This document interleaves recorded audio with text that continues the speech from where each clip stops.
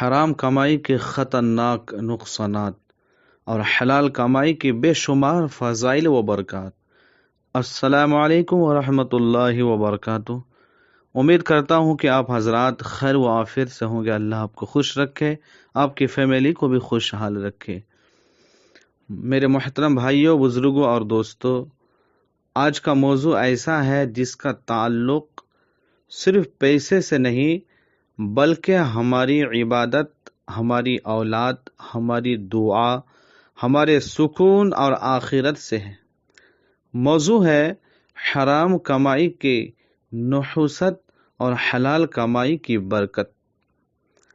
آج دنیا میں اکثر لوگ صرف یہ دیکھتے ہیں کہ پیسہ آ رہا ہے یا نہیں، یہ نہیں دیکھتے کہ پیسہ حلال راستے سے آ رہا ہے یا حرام راستے سے۔ حالانکہ اسلام نے صرف کمائی کا حکم نہیں دیا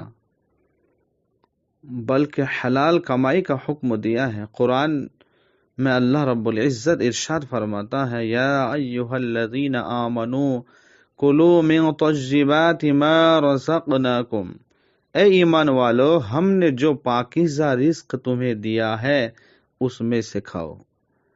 اللہ نے رزق کے ساتھ طیب یعنی پاکیزہ کا لفظ استعمال کیا، یعنی ہر پیسہ رزق نہیں، ہر کمائی برکت والی نہیں، ہر دولت فائدہ مند نہیں۔ آج کا خطرناک ماحول میں آج لوگ کہتے ہیں پیسہ، بس پیسہ آنا چاہیے۔ زمانہ ایسا ہے، تھوڑی بہت حرامی پن تو چلتی ہے، سب یہی کہتے ہیں، مگر یاد رکھو حرام کبھی تھوڑی نہیں ہوتی۔ حرام حرام ہی ہوتی ہے، چاہے یہ رشوت ہو، سود ہو، دھوکہ ہو، جھوٹ ہو، ملاوٹ ہو، ناپ تول میں کمی ہو، یا کسی کا حق مارنا ہو۔ ایک گہری بات، بعض لوگ کہتے ہیں ہم نماز بھی پڑھتے ہیں پھر بھی دل بے سکون ہے، دعا مانگتے ہیں مگر قبول نہیں ہوتی۔ ممکن ہے کہ اس کی ایک بڑی وجہ حرام رزق ہو سکتا ہے۔ یہ بھی حدیث پاک میں ہے کہ نبی کریم صلی اللہ تعالی علیہ وسلم نے ایک شخص کا ذکر فرمایا، وہ سفر کرتا ہے، بال بکھرے ہوئے ہاتھ اٹھا کر دعا کرتا ہے، یا رب یا رب، مگر حضور صلی اللہ تعالی علیہ وسلم نے فرمایا اس کا کھانا حرام، اس کا پینا حرام، اس کا لباس حرام، اس کی کمائی حرام۔ پھر فرمایا اس کی دعا کیسے قبول ہوگی؟ حرام کمائی کی سب سے بڑی نحوست، حرام کمائی کی سب سے بڑی نحوست یہ ہے کہ انسان کا دل مرنے لگتا ہے، پھر گناہ نہیں لگتا، ظلم نہیں لگتا، جھوٹ نہیں لگتا، حرام معمولی لگنے لگتا ہے۔ یہ دل کی موت ہے میرے دوست۔ حرام رزق کا اثر اولاد پر۔ آج والدین کہتے ہیں بچے بات نہیں مانتے، اولاد بے ادب ہو گئی ہے، موبائل میں لگی رہتی ہے، نماز نہیں پڑھتی۔ لیکن کبھی اپنی کمائی کو بھی دیکھو۔ بزرگان دین فرماتے تھے اولاد کی اصلاح ماں باپ کے لقمے سے شروع ہوتی ہے۔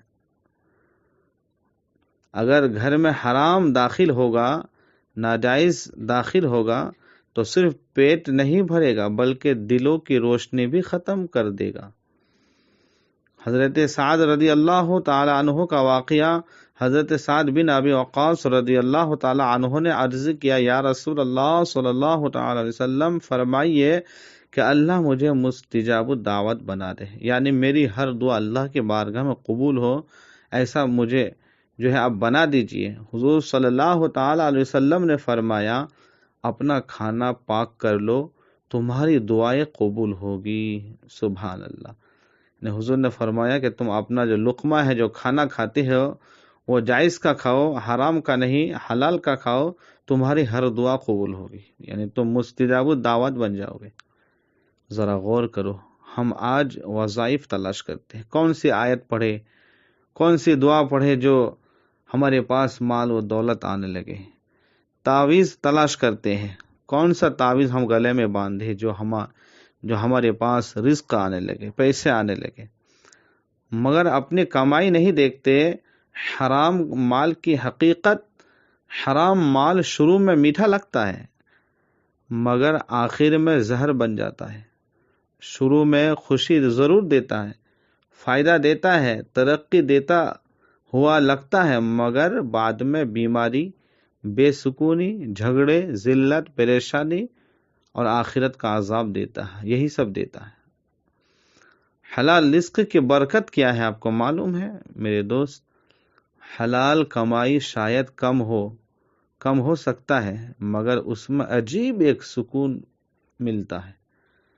چھوٹا گھر کیوں نہ ہو، چھوٹا گھر ہوگا مگر دل خوش ہوگا، سادہ کھانا ہوگا مگر برکت خوب ہوگی، کم پیسہ ہوگا مگر سکون کی نیند آئے گی۔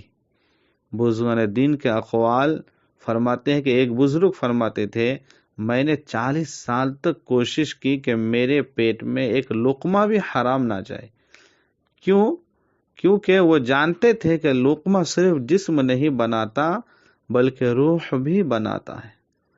آج کی حقیقت کیا ہے میرے دوست؟ آج کچھ لوگ جھوٹ بول کر مال کماتے ہیں، آن لائن دھوکہ دیتے ہیں، سود کھاتے ہیں، رشوت لیتے ہیں، ملاوٹ کرتے ہیں، لوگوں کو بیوقوف بناتے ہیں کمانے کے لیے، پھر کہتے ہیں برکت نہیں ہے۔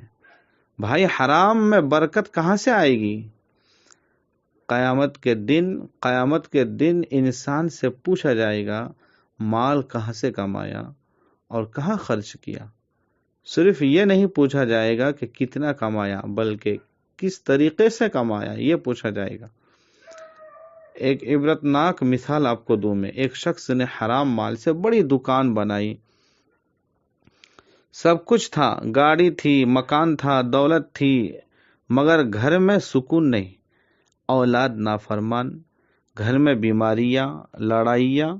دوسری طرف ایک غریب مزدور تھا، کم کھاتا تھا مگر حلال کماتا تھا، رات کو سکون سے سوتا تھا، بچے ادب والے تھے، دل مطمئن تھا۔ یہی حلال کی برکت ہے میرے دوست۔ گہری نصیحت آپ کو بتاؤں، یاد رکھو، حرام مال کبھی انسان کو امیر نہیں بناتا بلکہ انسان کو اللہ سے دور کر دیتا ہے۔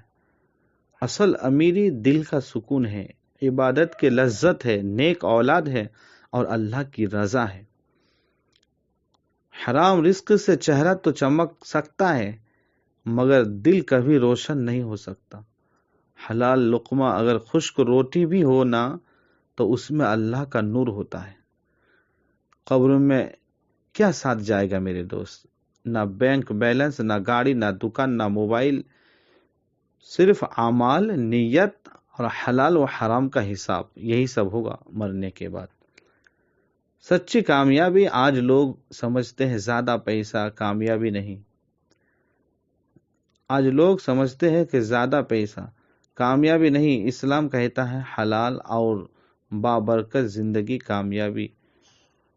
توبہ کا دروازہ کھلا ہے، اگر کسی سے غلطیاں ہوئی ہے، حرام کمائی ہوئی ہے تو مایوس نہ ہو، سچی توبہ کرو، اللہ بہت مہربان ہے۔ حرام چھوڑنے میں تکلیف ہوگی مگر بعد میں سکون ملے گا۔ آخری نصیحت آپ کو بتاؤں میں میرے دوست، اپنے بچوں کو صرف پیسہ کمانا نہ سکھاؤ بلکہ حلال کمانا سکھاؤ، کیونکہ حلال کمائی تھوڑی ہو تب بھی کافی ہے اور حرام کمائی زیادہ ہونا تب بھی تباہی ہے۔